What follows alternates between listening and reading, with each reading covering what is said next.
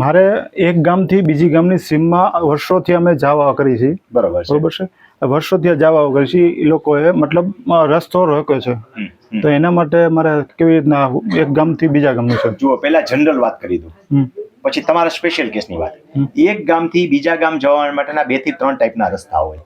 એક જેને જાહેર માર્ગ કહેવાય, એક ગામથી બીજા, જેને રાજમાર્ગ બોલવામાં આવે રાજા સાહેબ વખતના, એક ગામથી બીજા ગામ સુધી જતા હોય. આ રસ્તા દરેક વ્યક્તિ વાપરી શકે, કોઈનાથી રોકી શકાય નહીં. બીજા જે છે એ મારા સર્વે નંબરમાંથી પેટા સર્વે નંબર કાઢીને મારા સુધી આવવાના રસ્તા હોય, એને પ્રાઇવેટ કહેવાય, તો એ માર્ગ કોઈ વાપરી શકાય નહીં. ત્રીજો કુદરતી રસ્તા કહેવાય, ગારીના માર્ગ, કે પાણીના નિકાલને કારણે ગારી પડી હોય, મારી પર્સનલ જમીનમાંથી ગારી પડી હોય અને વચ્ચેથી રસ્તો નીકળતો હોય, એ રસ્તો બીજા વાપરે છે ને બીજા ગામ સુધી જાય તો એ બીજા ગામ વાળા વાપરી શકે. તો તમારા કેસમાં મેં અભ્યાસ કરી લીધો છે કે ગારી વાળો રસ્તો છે. જે રસ્તો આ એક ગામથી બીજા ગામ સુધી ગારી જાય છે, ત્યાંથી હજી આગળ જાય છે એ રસ્તો, અને તમે વર્ષોથી રસ્તો વાપરો છો, ભલે બીજા ગામમાં જ અમારી જમીન છે ને આ ગામમાં જમીન છે, તો એ રસ્તો અવર જવર માટે વાપરી શકાય, કોઈનાથી અટકાવી શકાય નહીં. હવે તમારા કેસમાં શું થયું? કેસ થયા પછી અમારા કેસમાં એવું છે, તમે કેસ મૂક્યો, કેસ તમારી ફેવરમાં આવ્યો ચુકાદો, કેસ તમારી ફેવરમાં, એટલે સામે વાળો પ્રાંતમાં ગયો. પ્રાંતે શું હુકમ કર્યો? પ્રાંતે રિવિઝન માટે હુકમ કરેલો છે. રિવિઝન માટે નથી કર્યો, રિમાન્ડ માટે. રિમાન્ડ માટે.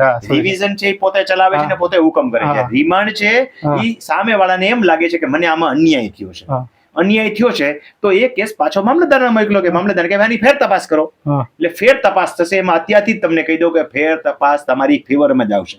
તમે આટલી વસ્તુની સાથે રજૂઆત કરો, નવો કેસ મૂકવાનો થતો નથી, એની કેસ રિમાન્ડમાં છે, એટલે તમે મામલતદારમાં જઈને રજૂઆત કરો કે ભાઈ આ રસ્તો જે છે મૂળભૂત ગારીનો માર્ગ છે અને એ વર્ષો અમે પરાપૂર્વથી આટલા વર્ષથી વાપરતા આવ્યા છીએ. ઉપરાંત મામલતદારમાં આ જ કેસ અમારી ફેવરમાં ચુકાદો આવેલો છે, સામેવાળા એને કલેક્ટર પ્રાંત ડેપ્યુટી કલેક્ટર્સમાં લઈ ગયેલા છે અને કેસ રિમાન્ડ થઈને પાછો આવેલો છે.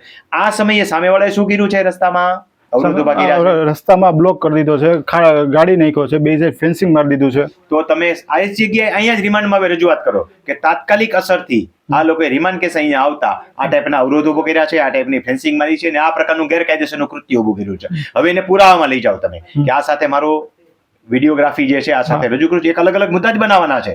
બીજા મુદ્દાની અંદર ફોટોગ્રાફી રજૂ કરો, ત્રીજા મુદ્દાની અંદર જે છે એ પુરાવાઓ જે તમારી પાસે છે એ રજૂ કરો, ચોથા નંબરની અંદર 2 જણાના એફિડેવિટ સાક્ષી પુરાવા રજૂ કરો અને જે ગૂગલ ઇમેજ રજૂ કરો.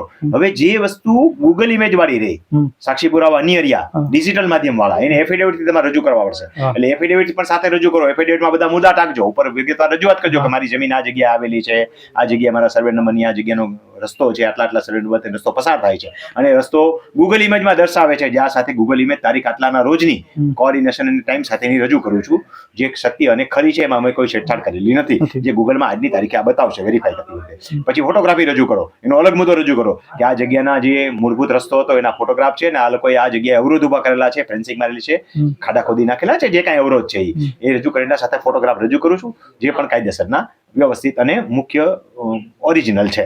ત્રીજું પછી ગૂગલ ઇમેજ, પછી ફોટોગ્રાફી, વિડીયોગ્રાફી આ જ રીતે રજૂ કરો.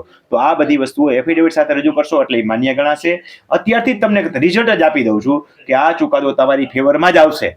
રિમાન્ડ થયેલો કેસ છે એટલે કે ઓલાએ માંગણી કરી છે કે અમને અન્યાય થયો છે. ખેડૂતો 2 ટાઈપના હોય છે. હવે ત્રીજી વાત કરું છું, ખેડૂતો 2 ટાઈપના હોય છે. એક જ્ઞાનનો અભાવ હોય છે ને એક આડ વિતરાવો હોય છે.